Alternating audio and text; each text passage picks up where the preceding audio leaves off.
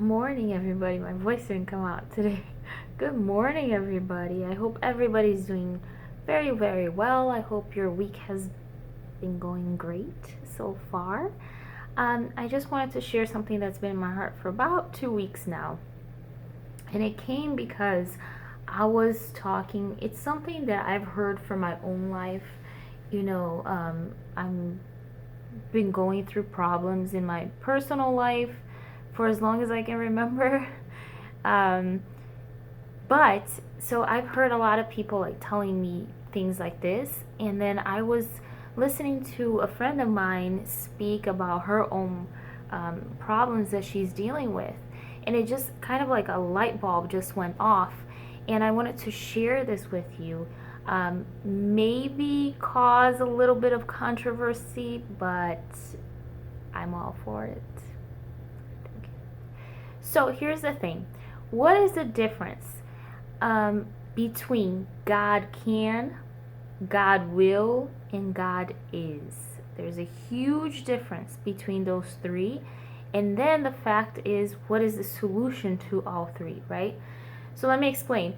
God can. What does it mean when you say God can? For me, at least, me personally, when I hear God can, I'm saying something in the future. I'm declaring that God has power, right? I'm saying God can do this, but I'm not certain. And it's not like I'm seeing him actually do anything. I'm just declaring that he, in fact, has the power to do it, period. It stays there. And then God will is that thing of the future again, is the thing that, yes, God has the power to do it and he will do it. There is no doubt in that, that he will do that for you. And then God is when we're looking around in our lives and maybe we're not seeing the solution to our problems yet. Maybe we're not seeing things, materialize in our eyes, but we can see little glimpses of God's power and his movement, and we're seeing that God is doing something. Even though it's not the end result of our problem or whatever situation, but we can see that God is in fact moving. He is walking. He is holding us. He is protecting. It's when you're going through such a big storm or you're going through whatever it is in your life and you see that it almost seems like everything is mapped out for you, right? It seems like that song you heard came right at the best time or the perfect time for you. That person that you needed in your life to lift you up, to keep giving you motivation to keep going, you met them right exactly at the moment that you needed to hear the words that only they would be able to tell you. And little things like that, you can see that God is moving in your life, right? The thing that I've heard for myself over and over and over again as I opened up to certain people about my many problems is, Diana, don't you believe that God can? We are Christians. We have to believe that God can. And I'm thinking to myself, yes, God can, but will he do it? First of all, is it his will to do it? Right? Because we say God can, and we have to believe that God can as if he has already done it, as if that's in his heart to do it. And sometimes it isn't. I know that for us human beings, especially those that are Christian and have grown in churches, it's hard for us to accept the fact that God isn't going to solve your problem, or that God isn't going to solve it the way that you think is right. And that's just the reality of it, right? Because at the end of the day, we know that God can. He has all the power. And if I'm sitting here today in front of you, is because of his grace. It's because of his mercy. And it's because he can do something new. There is no shadow of a doubt that he can do it. But the thing is, we need to be aligned. Our situations, our feelings, our everything need to be aligned with God's will for our life. And so many times we pray and pray and pray and pray on top of it, believing that God can as if He will do it.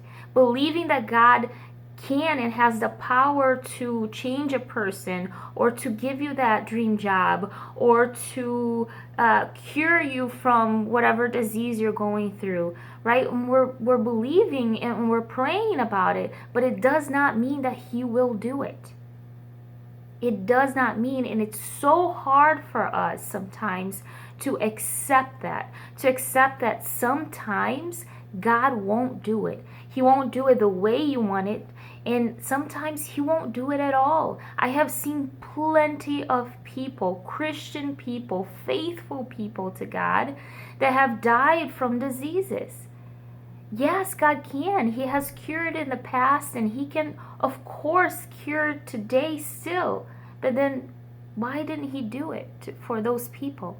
If they were so faithful, why didn't He cure them of that disease? Why did He let them die?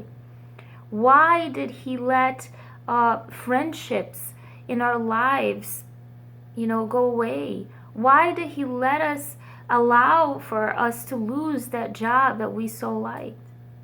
But if we prayed and prayed and prayed and we believed that God could, why didn't He do it?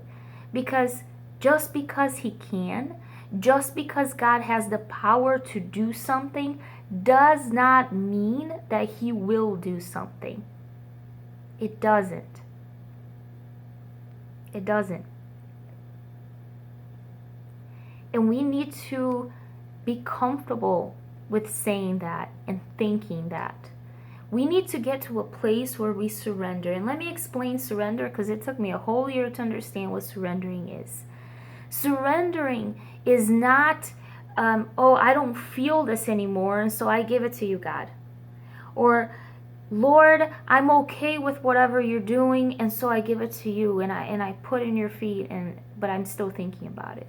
No. Surrendering truthfully to God is, God, I don't want to let go of this. God, this is the way I think things should be done. But God, I want your will for my life above all of that. So if it means that I can't have this job, if it means that you're not going to cure me from this disease, if it means that you're not going to solve this problem, or you're not going to solve it this way, that's fine. Because above all, above my will, above my feelings, I want your will. Lord, this is not what I want, but I'm going to praise you regardless. If you show up, amen. I'm going to lift up my hands and I'm going to praise you. If you don't show up, regardless, God, I'm still going to raise up my hands and I'm going to praise your name. And I know that you are still good. And I know that you are still God. Because even if He doesn't show up in your life the way you want Him to show up, even if He doesn't solve that problem or give you the solution that you're looking for,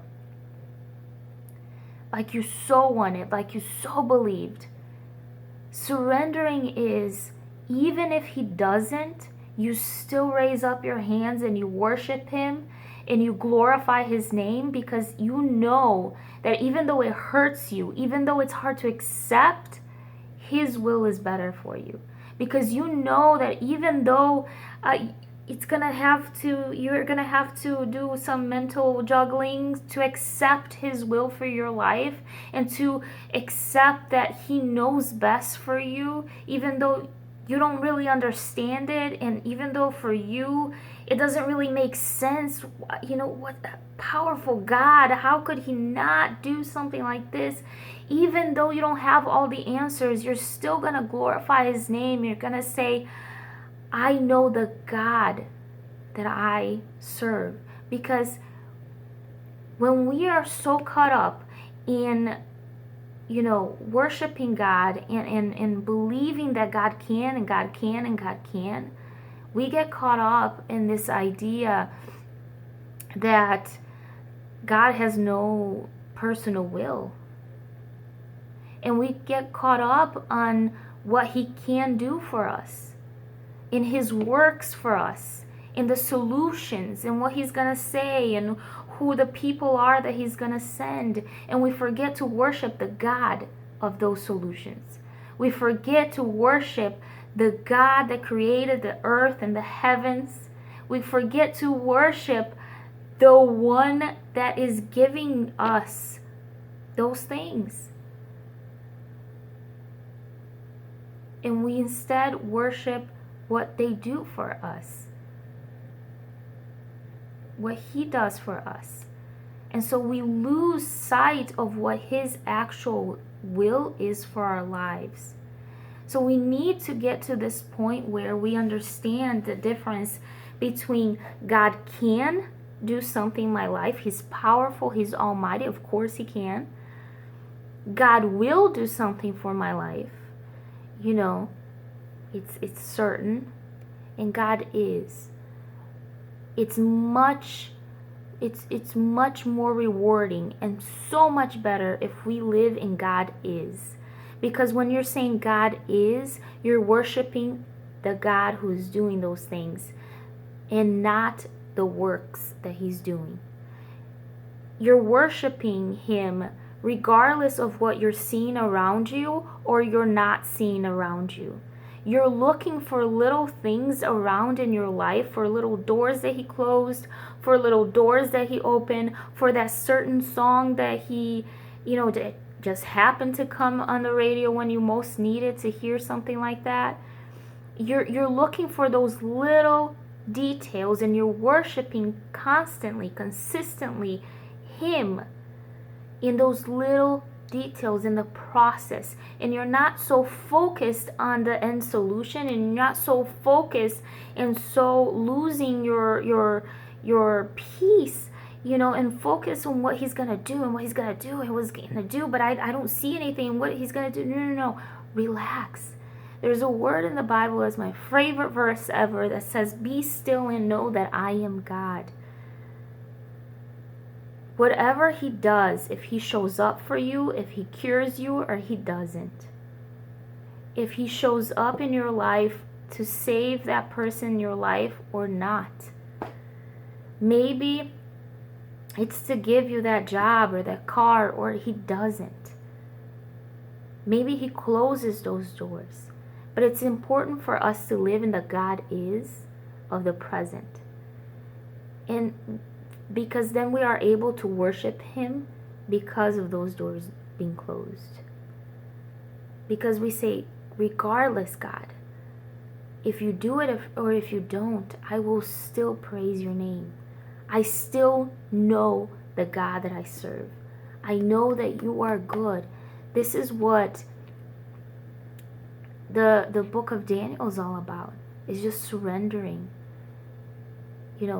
Sometimes what we are asking for, as good as it seems, as according to the Bible as it seems, isn't God's will for our lives. It isn't.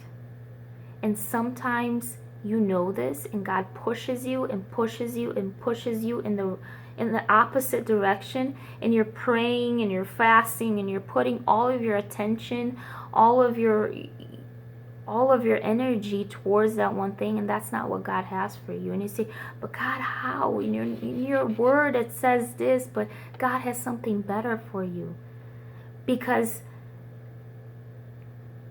he surpasses all understanding.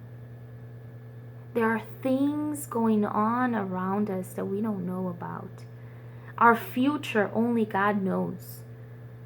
And when we live in a place of consistent surrender to God, in worshiping him for who he is, not for what he's going to do for us, it doesn't matter if he shows up that way or not.